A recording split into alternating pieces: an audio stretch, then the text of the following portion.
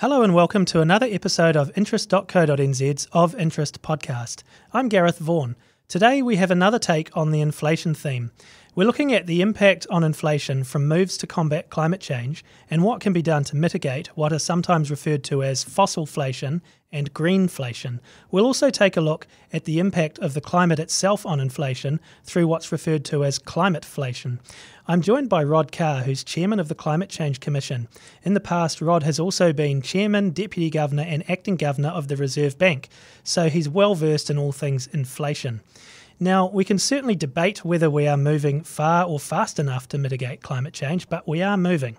To this end, in New Zealand during May, the government released an emissions reduction plan and the first three emissions budgets, which outline the carbon emissions New Zealand must cut over the next 14 years under Zero Carbon Act requirements as we strive to reduce net emissions of greenhouse gases to zero by 2050. This, of course, is coming at a time when inflation is running at the highest level it has been in decades, both here in New Zealand and overseas as well. Look, hi Rod, and thanks for joining us. We'll jump straight into oil, not literally, but it's obviously a key factor in what's referred to as fossilflation, reflecting the legacy cost of our dependency on fossil energy sources, and it's caused by increases in oil and gas prices. Although recession fears have started to hit commodity prices a bit in the last couple of weeks, oil prices are still at historic highs, and this of course feeds through to the petrol pump and inflation. With Russia being a major oil producer, obviously its invasion of Ukraine is a major contributor, but other factors are at play as well. Obviously, climate change concerns, reduced investment due to the ESG or environmental, social and governance focus from investors, and an end of oil narrative are contributing to reduced workers and investment in the sector, which impacts supply. But demand is still strong. So if you reduce supply and don't lower demand, prices do tend to rise. We're moving to electric vehicles, but obviously internal combustion engines are going to be with us for some time in our car-centric country. I'm just wondering, how hard is the transition away from oil going to be, do you think? So Gareth, I would not underestimate the challenge that humanity faces in decarbonising our livelihoods and lifestyles. The fossil fuel technology that has been developed and deployed largely since the middle of the 19th century is incredibly powerful as a source of energy.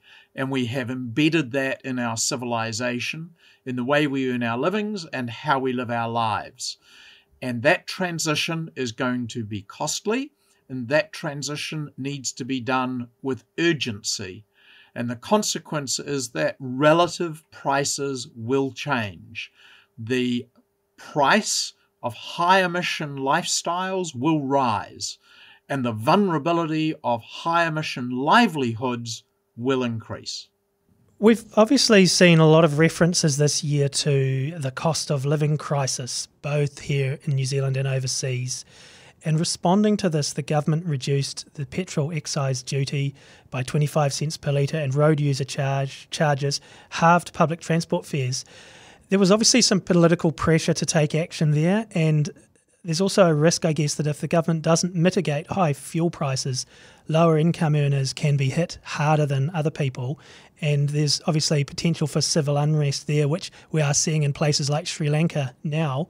But also taxes away governments incentivise or decentivise certain behaviours, and reducing fuel excise potentially works against other government initiatives aimed to encourage the uptake of EVs, such as clean car rebates, cash for clunkers and exemptions from road user charges.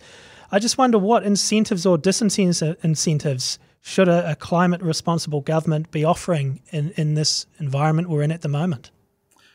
So I think, Gareth, one of the things to keep in mind is what is often called or referred to as the just transition. In other words, given we have to make this very substantial change in how we live and how we earn our living, there is clear evidence that abrupt and disruptive change imposes unavoidable burdens and provides windfall gains to some members in society. What we need to do is, as the government has, outline a plan and then get on with it and stick with it. The opportunity for governments to try and mitigate the most adverse impacts on the most vulnerable in our society is a responsibility of governments to maintain a pathway to a low emissions future. And therefore the short-term expediency of trying to reduce impacts that don't just change behaviour because people don't have the time or resources to adjust, but are very clearly of a temporary nature to only buy time in the short term to make adjustments, is a plausible part of a transition strategy. So I'll say again, whether or not a particular policy event, such as reducing a tax or imposing a short-term benefit, are appropriate, needs to be taken in the context of what we must do, which is put this country on a sustainable pathway to reduce gross emissions from how we live our lives and how we earn our livelihoods. There'll be bumps in the road, but the direction of travel has to be absolutely clear and beyond dispute, so that households and businesses can make choices for the medium and long term, knowing that high emissions are going to become expensive ways of living. I guess there I wonder how long is a short-term measure or a temporary measure, and especially with 3-year election cycles and with a war in Ukraine, obviously petrol prices may be high for some time just off the back of that, let alone other issues we've mentioned already. To what extent are you worried that inflation fears could slow down our efforts to combat climate change? Well, first of all, I would say that the major cause of the consumer price inflation we see today is not climate change or our response to it. That the amount of pricing of carbon emissions in the global economy is modest and has only risen slightly over the last decade. The real challenge is that in our response first to the global financial crisis in 2008, and then more recently to the pandemic in 2020, the world's central banks, supported by the world's governments, have created an enormous amount of very low-cost credit. And it is that abundance of low-cost credit that has put pressure on the demand side of consumer pricing, while the pandemic itself has constrained supply. And that has been compounded in some product supplies, particularly in agricultural products, by the war in the Ukraine. So don't overinterpret climate as the driver of the current decades high levels of consumer price inflation. The relative price changes that are needed to incentivize reduction in high emissions production and reward investment in lower emissions technologies, products and services is a change in relative prices that will see some prices rise, but other prices decline. We've seen massive reductions in the cost of electricity generation from renewable sources, and those are reflected now in the much lower operating costs of battery electric cars once you overcome the capital cost of acquisition. What's your expectation in terms of how long we are going to still need fossil fuels and oil in particular for? Well, certainly the demonstration path, which is only one of many pathways to net zero by 2050 done by the Climate Change Commission, suggested that even in 2035, 60% of all of the motor vehicles on New Zealand's roads would still be internal combustion engine cars. The transition is going to take time, but the sooner we do it, the better off we'll be.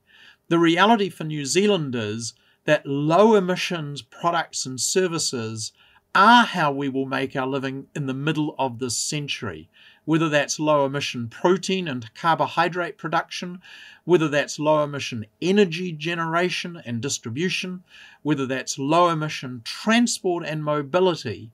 These are the technologies that, if we embrace sooner, will be to our advantage. That it is not all about cost and loss. In the case of a low emissions future, which the planet will need to embrace, being not necessarily at the bleeding edge, but not being the laggard, is going to reward New Zealanders by the middle of this century. Now, the next aspect I was interested in talking to you about is so-called greenflation. So we're referring here to, I guess, with the rise of green technologies accounting for growing demand for metals and minerals as we strive to reduce carbon emissions.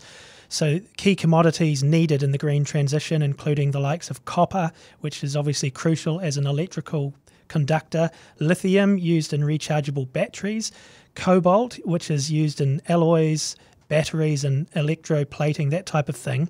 Isabel Schnappel, who is a member of the European Central Bank's Executive Board, pointed out in a speech recently that EVs use over 6 times more minerals than their conventional counterparts, and an offshore wind plant requires over 7 times the amount of copper compared with a gas-fired plant.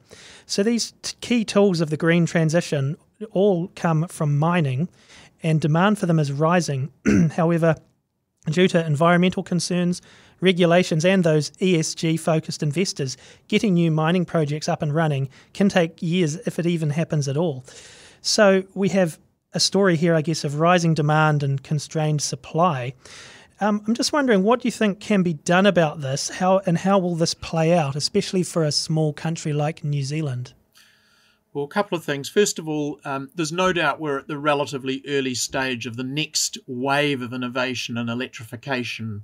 That's both in terms of the generation, but also the distribution and the appliances and things that plug into the electricity grid and supply. So from that point of view, I'm confident that we will find multiple and additional ways of meeting the needs for electrification. That already the investigations in non-cobalt-based battery technologies, advances in the use of capacitors for storage. There are now billions of dollars of global investment going to reduce the need for the rare earth metals, which have currently been such a large part of our battery electric technology. So the incentives are there. The willingness of investors to invest in those opportunities is real, and I see those as emerging quite rapidly. From New Zealand's point of course, we are largely a price taker for technologies. The reality is that we didn't design the battery electric car. We're likely to import those technologies from overseas. What we can do better is use more carefully what we bring on shore. There is evidence now that about 97% of the components of a battery can be recovered in the laboratory. Right? So we've proven the physics and chemistry of recycling right down to the smallest parts. They're not yet commercially scaled, but the reality is that it is much easier to conceive of a world where we recycle the components of a battery than try and capture the combustion emissions from millions and millions of points of combustion on the planet. So absolutely, we need to reduce the amount of materials we use for a given outcome. We need to reuse as much of the resources we have currently extracted, and we need to recycle wherever we can. These are absolutely essential ingredients in a sustainable world in the mid-21st century. On to climateflation next. Now, I mean, this is obviously caused by an increasing number of natural disasters and severe weather events, and it impacts economic activity and prices. For example, this impacts food production, food supply, and food prices, which we're obviously seeing around the world already. I'm just wondering, do we just, I guess as humanity, not just New Zealand, but for the whole world, do we just have to live with this and cope as best we can? I think the challenge of adaptation is very large. The reality of a warmer, wetter, windier, and wilder world is now with us. This is not something for our children and grandchildren. This is for us. It is going to disrupt the agricultural systems that we have built over the last 200 years. It is going to challenge where we grow, what we grow, and how we distribute it. It is going to mean that there are very, very real risks of droughts causing starvation. That the reality is there are technologies that can create controlled growing environments in which we are able to address some of the most adverse impacts of climate change. However, the opportunity to use the natural environment the way we have is at an end. We can no longer extract and exploit the natural environment to create our food supplies. As a consequence, it is likely that we are going to internalize some of those externalities, and that will be reflected in higher costs for carbohydrates and proteins produced in a sustainable world. We don't have a choice about that. What we do have a choice about is how quickly we confront and embrace that challenge and seek to reduce the costs associated with sustainable food production and make our lifestyles such that we create the foods we need, not necessarily the foods that feed our own greed. So there's, I guess, some tough decisions ahead on that front. Well, I think the world is already confronting those decisions, that some low-income households are unable to afford some of the types of foods that they both need and have come to enjoy. That New Zealand has made its way in the world by clearing large amounts of forestry and undertaking ruminant pastoral agriculture to produce milk and meat protein. We need to own the challenge of producing that milk and meat protein with dramatically lower levels of emissions and dramatically lower impact on the environment. That is our opportunity. Our farmers are innovative and responsive. They have been able to increase productivity while maintaining and growing profits, and now they must face the challenge of showing and leading the world how to create protein and carbohydrates with year-on-year reductions in environmental impact. I'd like to have a chat as well about how governments and central banks should respond. If we start off with governments, we've already touched a little bit on fiscal policy or how governments use spending and tax policies to influence the economy. The COVID era has seen a much more active fiscal policy from a lot of governments around the world, including our own, than we had to become used to probably in the last 30 or 40 years. I just wonder now, are we going to need to see continued major fiscal policy initiatives to support the climate change fight? I think we're going to need all of the tools in the toolkit. We are going to need effective market pricing in order to provide the choices, incentives, and returns for the investment in lower emission technologies and lifestyles. We are going to need regulation where the unavoidable burdens fall on those most vulnerable and least able to change. We are going to need fiscal tools and levers to assist in supporting the transition. And we are going to make the case that monetary policy has a part to play, but cannot do all of the lifting without causing the general price inflation that we are now seeing. So that's onto the monetary policy aspect. And I guess, what can we expect from central banks such as the Reserve Bank?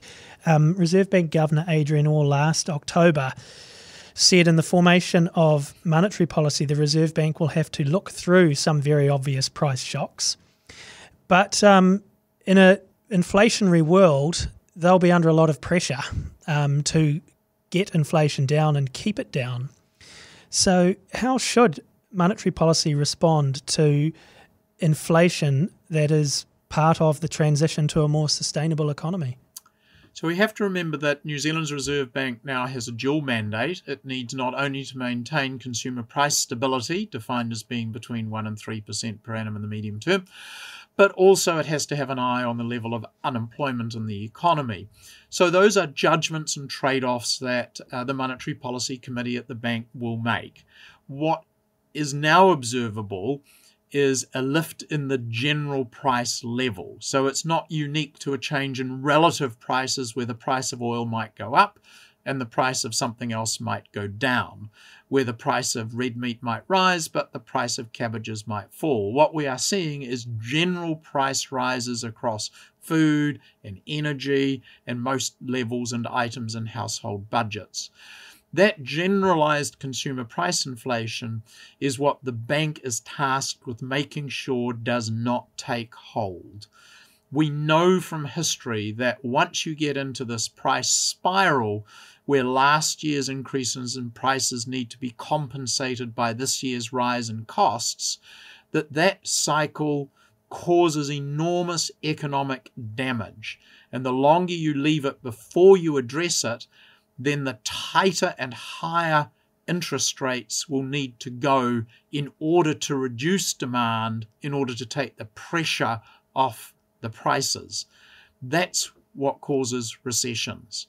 That at the moment, New Zealand has got a growing economy, but the growth rate has been slowing while consumer price rises have been increasing.